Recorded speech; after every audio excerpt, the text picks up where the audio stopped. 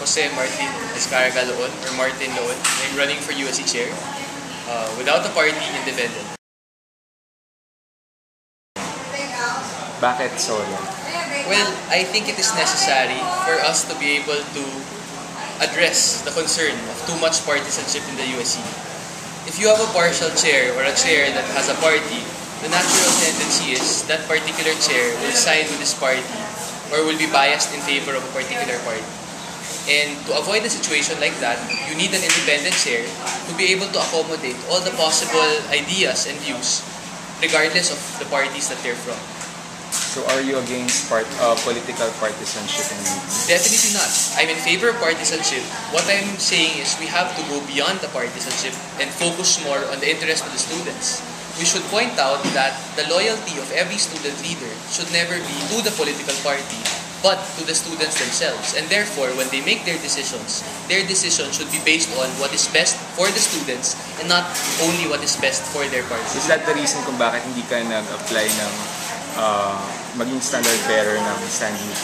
Yes. I didn't even apply to be the standard bearer of my former party because I felt that even if I won, my capacity to do the things I want to do would be limited. So, tama naman pinaglalaban ng Stand UP. I have no question or doubt about it. But the thing is, if we really are serious about considering this option, uniting all the different factions under a common cause, which is education, then we have to be impartial as a chair. May mga principles of Stand UP na against ka ba?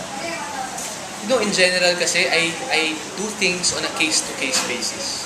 Who will argue against the fight for education? Who will argue against fighting the budget cut? Who will argue against fighting for greater state subsidy, against reducing the price of basic commodity? Those are very basic issues that I think no one will argue against. But the thing is, we should consider the different modalities in terms of responding to these problems. We should not limit ourselves to a single party, to a single modality, to a single ideology. Instead, consider all other possibilities. Because the answer could lie therein. No party or no single group in this university has a monopoly of what the best course of action is. So we should always consider listening to all possible sides in trying to craft the best possible solutions to whatever problems we may have. So with that, anong vision mo for the USC next year? My vision of the USC is a USC that remains active, that remains committed to the causes of freedom, the causes of education in our country. At the same time, a USC that is committed to the cause of unity inside the university. A USC that is committed to the cause of student welfare, basic services that we should be giving them. For example, yung university health service natin, yung hospital natin, if you get stabbed while jogging in the Akad Oval and they take you there, you might just not make it because they don't have enough facilities. For the longest time, they have been lobbying for a greater budget, but wala po tayo nagagawa. So at least this time, we should point out specific concerns and address those specific concerns with specific solutions. And not just give rhetorics and motherhood statements as to how you plan to implement those concerns. So do you think hindi na-address ang mga concerns ito with the current USC? Kulang. Definitely deficient, definitely kulang. So nakita ko na kulang talaga yung nagawa at marami pang pwedeng gawin. All we have to do is to build a consensus and motivate all the members of the USC to fight under a common stand. Specifically, what areas yung nakukulangan ka? Basic services. Look at the Akad Oval at 9 p.m. Diba? Madilim pa rin. Masyadong madilim. If you jog there, baka may hold-upper, sasaksakin ka na lang, mamamatay ka. University Health Service, for example, kulang yung mga equipment.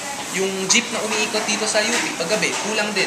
Yung CP Garcia na route na yan, to the Mash Building, dapat lagyan ng flyover. Kasi yung mga estudyante tumatawid, baka masagasaan. Yung PhilCoA po, yung pag-organize ng mga flows ng buses at jeepneys, kailangan ayusin. Maraming specific concerns. Vincent's Hall na lang po, hindi pa maayos eh. Tsaka po yung transparency ng budget ng USC. Hanggang ngayon po, I haven't seen a statement na talking about the accounting of what was spent for the USC. Saan ba ginagastos yung pera ng USC? Saan ba ginagastos ng Finance Committee yung pera natin, ng pera ng scholar ng bayan? No, very sensitive issue yan. Dahil money is a very important thing, a very important concern. So, under my leadership, we will be very transparent. Klaro po lahat. Wala pong magical things na nangyayari. Yung mga political partisanship din na involved, Definitely. even if you win. Definitely. So, paano mo ma-reconcile yung mga? By being a good and benevolent leader. When you're fair, when you're impartial, when you're benevolent as a leader, you will be able to motivate people to act. Because they will see kasi na wala akong interest dito. I have no stake in the politics. they will see that naman. The parties will see that. This Martin naman, he doesn't care about the political parties. What he cares about is, he gets the job done.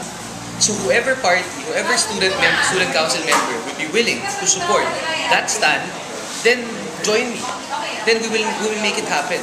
I will not distinguish on the basis of parties. When you have a proposal, kahit anong partido mo, blue, red, white, yellow, burgundy, violet, I don't really care. What's important is your proposal has its merits and the merits are valid and we will accept that.